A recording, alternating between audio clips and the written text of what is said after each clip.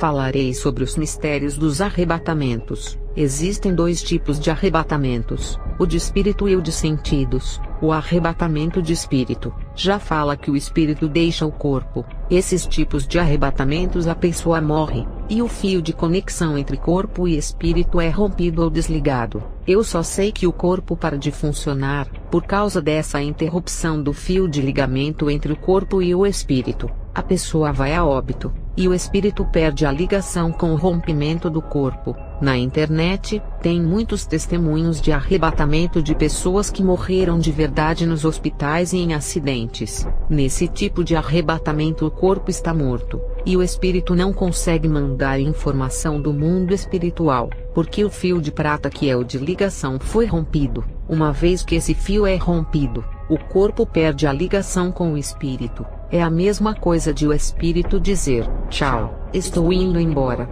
eu vou para a eternidade, e você, corpo, tem que retornar ao pó, e não tem como voltar o espírito quando o cordão de prata é rompido. Os médicos podem tentar reanimar com o desfibrilador dando vários choques no coração. O espírito só volta quando Deus quiser. Só um Deus poderoso que pode dar ordem para o espírito voltar ao corpo e fazer levantar. Não importa quantos dias esteja morto, e se o corpo virar pó, só a voz poderosa de Deus faz o pó virar carne e osso, e se ajuntar. Embora a passagem de ossos secos no livro de Ezequiel fale da morte espiritual, a verdade é que na primeira ressurreição, os mortos irão se levantar para encontrarem Jesus nas nuvens. Corpos em fase de putrefação, esqueletos ou até mesmo que já se tornou pó, irão ter os seus corpos glorificados, porque morreram obedecendo e crendo que um dia iriam ser arrebatados para encontrarem Jesus nas nuvens.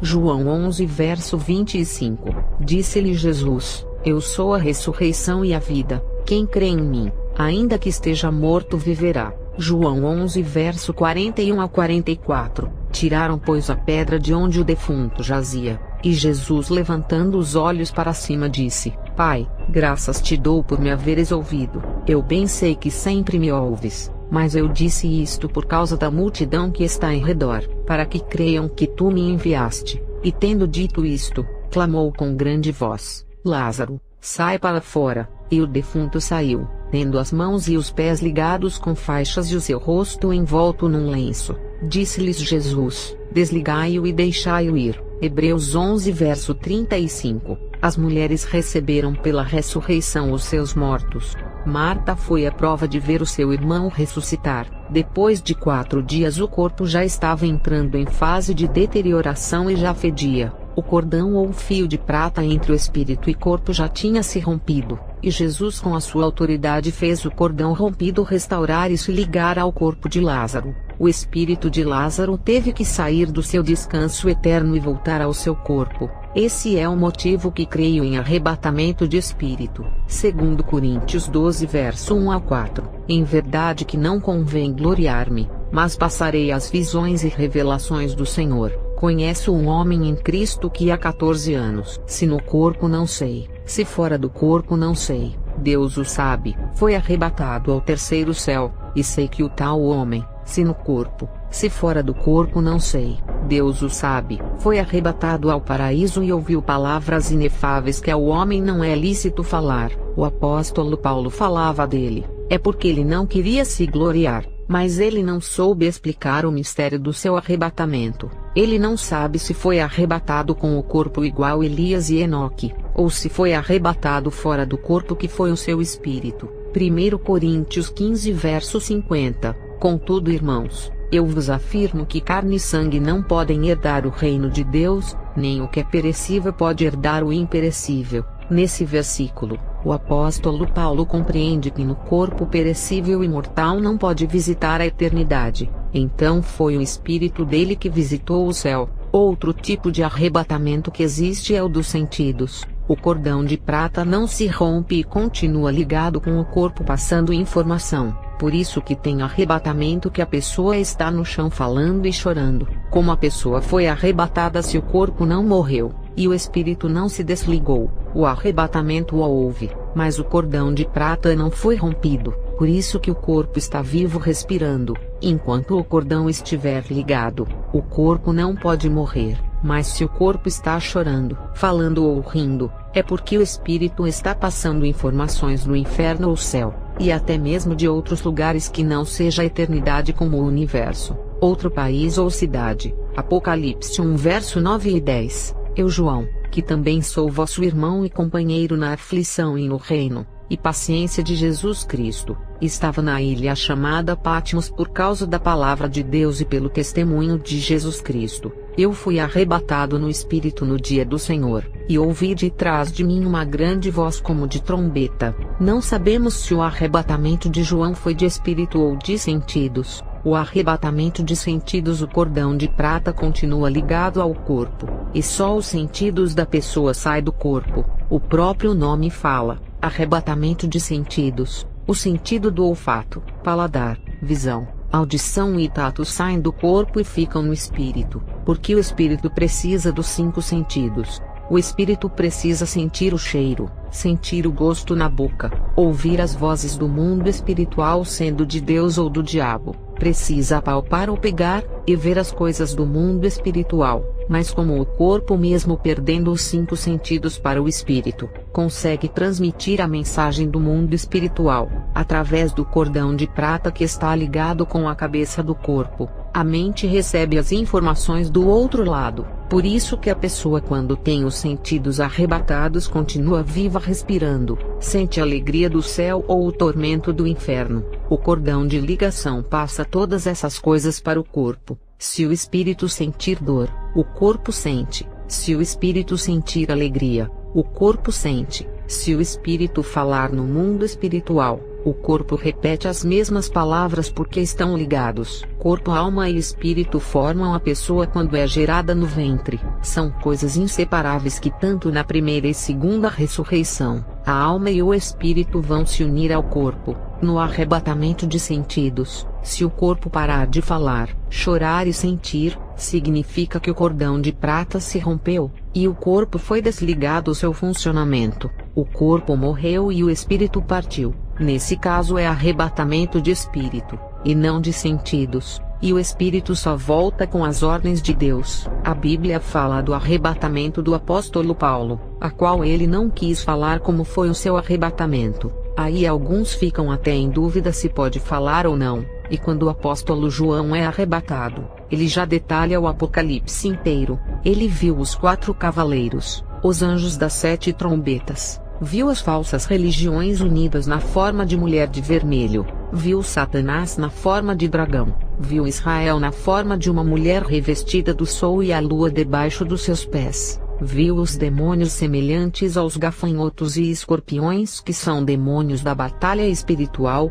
que usam couraças de guerras e serão soltos no fim dos tempos. João viu o lago de fogo que está escrito em Apocalipse 20 verso 10, e viu o julgamento do diabo, e o cordeiro no céu que abriu os 7 selos. Viu os 4 animais no céu, Apocalipse 4 verso 1 ao 6. Depois destas coisas olhei, e eis que estava uma porta aberta no céu, e a primeira voz, que como de trombeta ouvira falar comigo disse, sobe aqui, e mostrar-te-ei as coisas que depois destas devem acontecer. E logo fui arrebatado em espírito, e eis que um trono estava posto no céu, e um assentado sobre o trono, e o que estava assentado era na aparência semelhante à pedra jaspe e sardônica, e o arco celeste estava ao redor do trono, e parecia semelhante à esmeralda, e ao redor do trono havia 24 tronos. E via sentados sobre os tronos 24 anciãos vestidos de vestes brancas, e tinham sobre suas cabeças coroas de ouro, e do trono saíam relâmpagos e trovões, e vozes, e diante do trono ardiam 7 lâmpadas de fogo, as quais são os 7 Espíritos de Deus. E havia diante do trono um como mar de vidro semelhante ao cristal, e no meio do trono e ao redor do trono, 4 animais cheios de olhos por diante e por detrás. Apocalipse 4 verso 8 ao 11, e os 4 animais tinham cada um de per si 6 asas, e ao redor e por dentro estavam cheios de olhos, e não descansam nem de dia nem de noite, dizendo, Santo, Santo, Santo é o Senhor Deus o Todo-Poderoso, que era e que há de vir. E quando os animais davam glória e honra, e ações de graças ao que estava assentado sobre o trono, ao que vive para todo sempre, os 24 anciãos prostravam-se diante do que estava assentado sobre o trono, e adoravam o que vive para todo sempre, e lançavam as suas coroas diante do trono dizendo: Digno és, Senhor, de receber glória e honra, e poder, porque tu criaste todas as coisas, e por tua vontade são e foram criadas. Observe que João foi arrebatado ao céu e viu tudo isso. João viu a cidade santa que não tem habitante nenhum. Apocalipse 21 verso 2 e 3. Vi a cidade santa, a nova Jerusalém que descia dos céus da parte de Deus, preparada como uma noiva adornada para seu marido. Ouvi uma forte voz que vinha do trono e dizia: Agora o tabernáculo de Deus está com os homens, com os quais ele viverá. Eles serão os seus povos. O próprio Deus estará com eles e será o seu Deus. O profeta Isaías teve um arrebatamento de sentidos, na qual foi até o trono de Deus. Isaías 6 verso 1 a 4. No ano em que morreu o rei Uzias, eu vi também ao Senhor assentado sobre um alto e sublime trono, e a cauda do seu manto enchia o templo. Serafins estavam por cima dele, cada um tinha 6 asas, com 2 cobriam os seus rostos, e com 2 cobriam os seus pés, e com 2 voavam, e clamavam uns aos outros dizendo: Santo, Santo, Santo é o Senhor dos exércitos, toda a terra está cheia da sua glória. E os umbrais das portas se moveram à voz do que clamava, e a casa se encheu de fumaça. Veja o arrebatamento do profeta Ezequiel, que teve o seu espírito transportado para vários lugares. Ezequiel 1 verso 1. Ezequiel filho de Buzi, vivia na Babilônia às margens do rio Quebar, junto com os judeus que haviam sido levados para lá expatriados e prisioneiros. E aconteceu que os céus se abriram, e eu tive visões de Deus. Ezequiel 8 verso 2 ao 4. Num instante fixei os olhos, e vi um vulto de aparência humana, da sua cintura para baixo. Este ser parecia ser feito de algum material incandescente,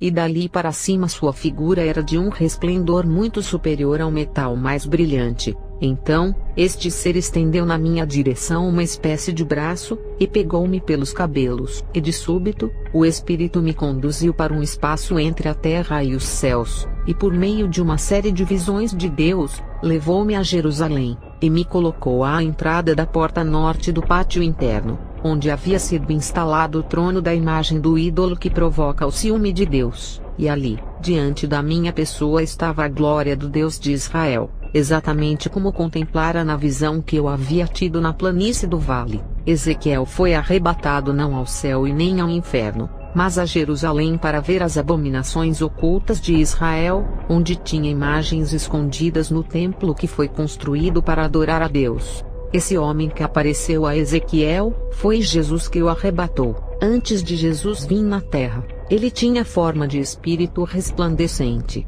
Hoje ele não é mais um espírito, mas teve o seu corpo ressuscitado e ascendeu ao céu em um corpo glorificado. Ezequiel foi arrebatado até a porta oriental do templo. Ezequiel 11 verso 1 e 2. Então o Espírito me levou e transportou até a porta oriental do templo do Senhor, que está voltada para leste, o oriente. Ali, à entrada da porta havia 25 homens, e vi entre eles Jazanias, filho de Azur, e Pelatias filho de Benaia, chefes do povo. Em seguida Yahvé me revelou: Filho do homem, estes são homens que estão tramando mal e instruindo toda a cidade a praticar o que é maligno. Ezequiel 40 verso 1 ao 3. No exato dia 10, a mão de Yahvé pairou poderosamente uma vez mais sobre mim. Então me senti transportado em visões divinas à terra de Israel, e Deus me colocou sobre um monte muito alto, sobre o qual no lado sul, havia alguns edifícios que juntos tinham a semelhança de uma cidade. Deus me levou para lá, e eu vi um homem que parecia de bronze. Ele estava de pé próximo à entrada, e segurava em sua mão uma corda de linho e uma régua, cana de medir. Ezequiel 11 verso 24. E então, subitamente o Espírito de Deus elevou-me numa visão e transportou-me aos que estavam cativos em Casdim, Caldeia, Babilônia, e assim desvaneceu-se a visão que eu havia recebido. Ezequiel 37 verso 1. A mão de Yahvé, o Senhor, pairava sobre mim, e mediante o poder do seu Espírito, ele me conduziu até o meio de um vale onde a terra estava coberta de ossos, Ezequiel 43 verso 5. Em seguida o Espírito de Deus ajudou-me a ficar em pé, e conduziu-me ao pátio interior, e a glória do Senhor encheu o templo. Ezequiel 3 verso 12. Então o Espírito me conduziu, e ouvi de trás de mim uma voz poderosa que exclamava, que a glória de Yahvé, o Senhor, seja louvada em sua habitação. Ezequiel 3 verso 14. Então o Espírito elevou-me e tirou-me de lá, com meu espírito cheio de amargura e indignação pelo pecado, e com a forte mão de Yahvé sobre mim. Atos 8 verso 38 ao 40. Assim, deu ordem para que parassem a carruagem. Então, Filipe e o eunuco desceram à água, e Filipe o batizou. Quando estavam saindo da água, o Espírito do Senhor de repente arrebatou a Filipe. O eunuco não o viu mais, contudo, pleno de alegria seguiu seu caminho. Entretanto, Filipe apareceu em Azoto e indo para Cesareia. Depois que Filipe batizou o eunuco, ele foi arrebatado pelo Espírito Santo, e o eunuco que estava alegre não viu mais Filipe, e Filipe já estava em Azoto indo para Cesareia pregar o Evangelho, e na época o transporte era cavalos, não os carros de hoje que chegam rápido nas cidades, e mesmo o transporte sendo cavalo, os apóstolos não tinham cavalos e andavam muito a pé e de barco para pregarem o Evangelho, e como as cidades eram longe, às vezes Deus arrebatava a pessoa e colocava já na cidade para não perder tempo, e livrar dos perigos no meio do caminho, poupando os apóstolos de passarem por lugares de homens sanguinários. E hoje está cheio de pessoas que dizem, eu sou crente, mas não creem em arrebatamento, e ainda tentam desmentir os arrebatamentos como se não estivesse na Bíblia e fosse coisa inventada dos homens. Mas muitos questionam, nem no tempo dos apóstolos teve tanto arrebatamento assim, porque os crentes de hoje que são mais fracos estão tendo. Romanos 5 verso 20, onde o pecado abundou, superabundou a graça. No tempo dos apóstolos já tinha pecado, mas no tempo de hoje através da mídia, televisão, redes sociais e a modernidade o pecado abundou. No tempo dos apóstolos já tinha a graça, mas o pecado não era igual aos dias de hoje. Se naquele tempo a graça foi capaz de dar o privilégio para os apóstolos serem arrebatados, imagine nos dias de hoje que abundou o pecado. É claro que quando o pecado aumenta, a graça aumenta ao dobro. Essa é a razão de ter mais pessoas arrebatadas nos dias de hoje do que antigamente, porque o pecado abundou. Mas a graça está superabundando e dá mais possibilidade para mais experiências. E quem disse que só teve esses arrebatamentos que a Bíblia diz? Os apóstolos viveram muitos anos, e se fosse escrever a experiência de cada um deles, daria mais de 100 Bíblias. Será mesmo que eles não tiveram mais experiências? Tem um livro chamado Apocalipse de Pedro, que narra ele indo ao inferno, um livro antigo que não está na Bíblia. Esse livro narra os compartimentos de sofrimento do inferno para cada pecado. Se esse livro fosse incluído na Bíblia, ajudaria muito para dar mais bases em muitas experiências. O livro de Enoque que fala da criação do universo, das estrelas, da galáxia, se estivesse na Bíblia, refutaria a teoria ateísta do Big Bang que fala que o universo se criou sozinho. O fato de não estar na Bíblia não significava que é mentiroso, porque as coisas ocultas e mistérios de Deus que não foram revelados e não estão na Bíblia, não significa que é mentira por não estar na Bíblia. Eu conheci uma moça que foi arrebatada ao inferno. Ela era uma mulher que se prostituía com vários homens e bebia muito. Uma coisa que eu achei estranho foi que ela renunciou a essas coisas e se tornou crente de uma igreja que não pregava doutrina. E ela afirmava que tinha ido ao inferno, e quando voltou, resolveu congregar e aceitar a Jesus. O problema é que ela usava brincos e calça comprida, e os irmãos que defendiam a doutrina não acreditavam em seu testemunho. Já eu via que ela tinha renunciado à prostituição e às festas do mundo, e ninguém muda de um dia para o outro, sem que algo aconteça de grave, e resolvi conversar com essa moça, e ela me falou o seu testemunho de que havia caído bêbada e ficou desacordada, e foi ao inferno. Quando ela terminou de falar o seu testemunho, eu perguntei para ela se tinha visto vaidades no inferno, e ela respondeu que não. O que ela viu no inferno foi mulheres que vivem uma vida promíscua, não casaram e viveram uma vida sexual ativa e bebiam nas festas. Eu concluo que Deus mostrou só as mulheres que praticaram o mesmo pecado dela, e isso lhe assustou, e eu percebi que ela não foi no Vale das Vaidades,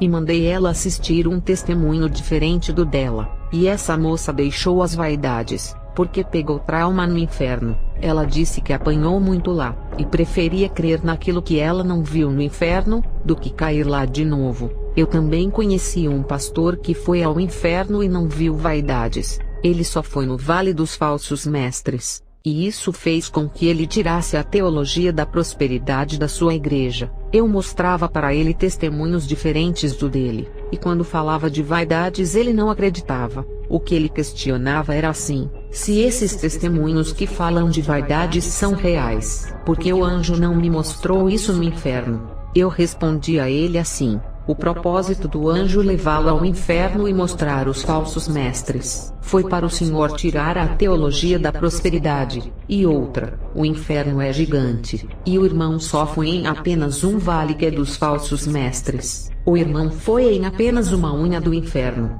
E ele disse: vou fazer prova com Deus. Se esses testemunhos são verdadeiros, um anjo aparecerá em meu quarto e ainda irá falar comigo. Esse irmão começou a orar muito e se cumpriu. O anjo apareceu para ele em seu quarto e revelou todos os planos do diabo por detrás da moda. E ele me falou tudo o que o anjo revelou a respeito do plano diabólico no mundo. O testemunho de Mary Baxter é verdadeiro. Ela não foi ao Vale das Vaidades, mas isso não tira a veracidade de seu testemunho. Ela foi a primeira mulher a ter coragem de falar de sua experiência e ser chamada de louca e mentirosa pelos teólogos.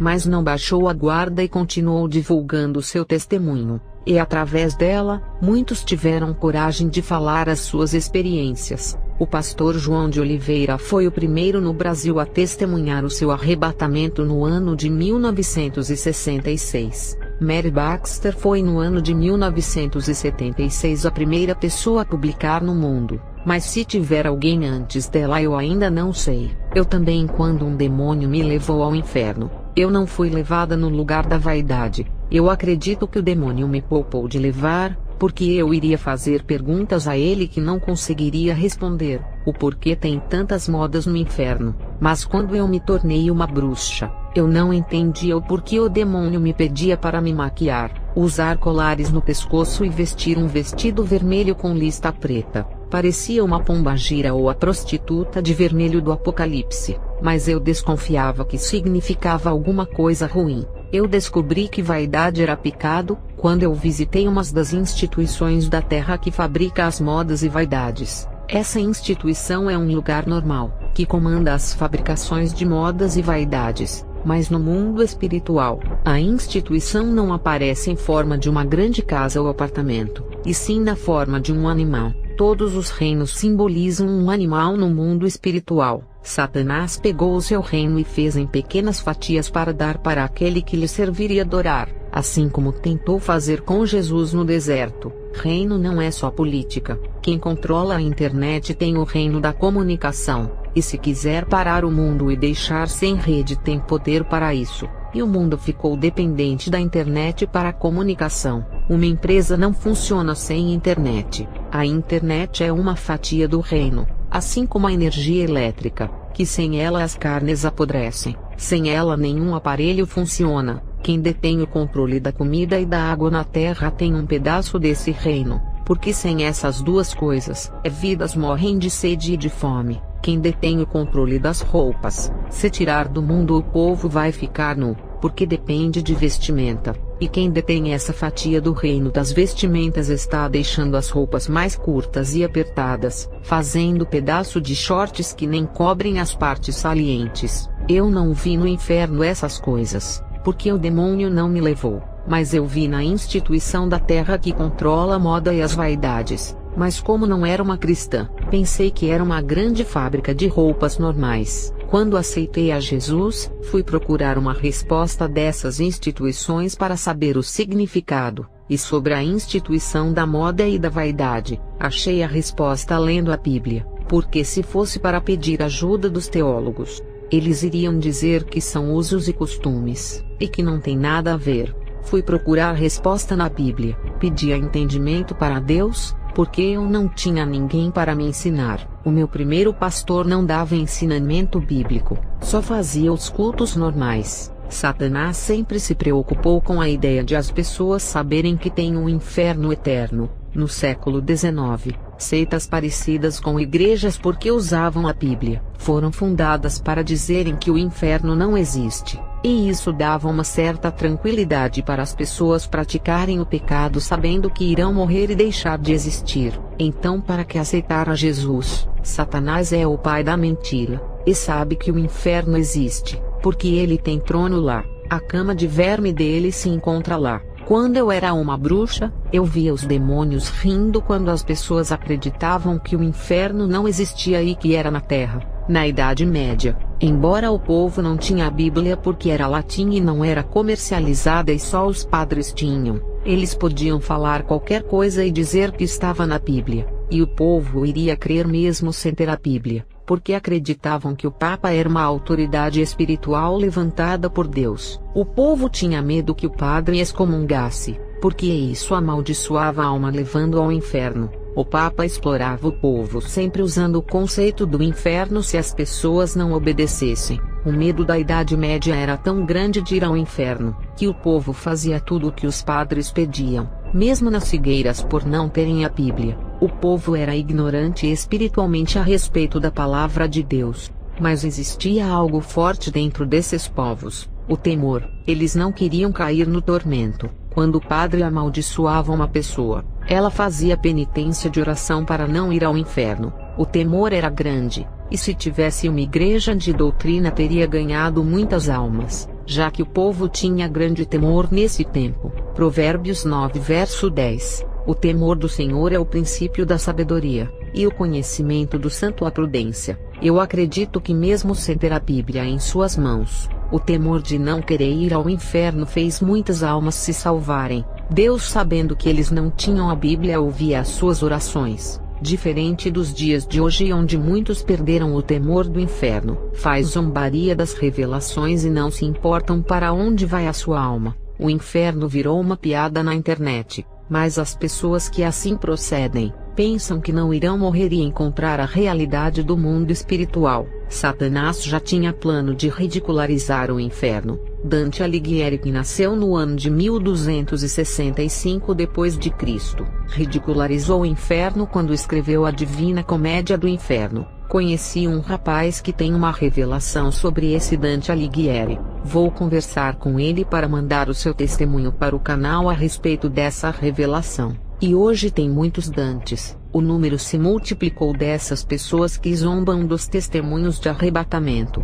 Olhem para os rostos delas. Vocês não veem o brilho de Deus. Vão ver um rosto sombrio, pálido de pessoas mortas. O mesmo rosto que eu tinha quando era uma bruxa. Na internet tem muitos canais de feitiçaria, e não vejo esses supostos crentes denunciando essas obras. Eles guerreiam contra os irmãos que são arrebatados. Já contra os falsos teólogos, mestres e doutores que pregam na internet não falam nada, aceitam as suas doutrinas mortas da carne. Eu nunca vi isso, tanto irmão se incomodando com os testemunhos de revelação do inferno, coisa que não cabe a eles. Se não interessa a eles, por que querem se envolver, se não acreditam? Respeitem a fé de quem acredita. A Constituição brasileira fala de liberdade religiosa, cada qual segue aquilo que acredita.